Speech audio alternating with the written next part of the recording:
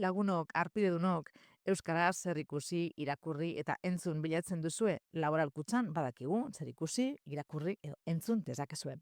Hasteko, Laboral Kutxaren podcastean elkarrezketatu genituen bi idazleek inspiratutako lanak.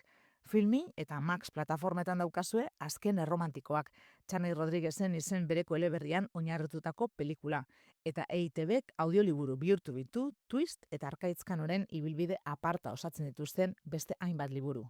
Horrez gain, plataforma berean duzue beste idazle batek, Katisa Agirrek gidatutako podcast zinez gomendagarria, Eneagrama, eta Buktegin berriz, genero beltzaren historian aitzindari izan zen G.K. Chestertonen oinkada misteriotsuak intrigazko ipuina.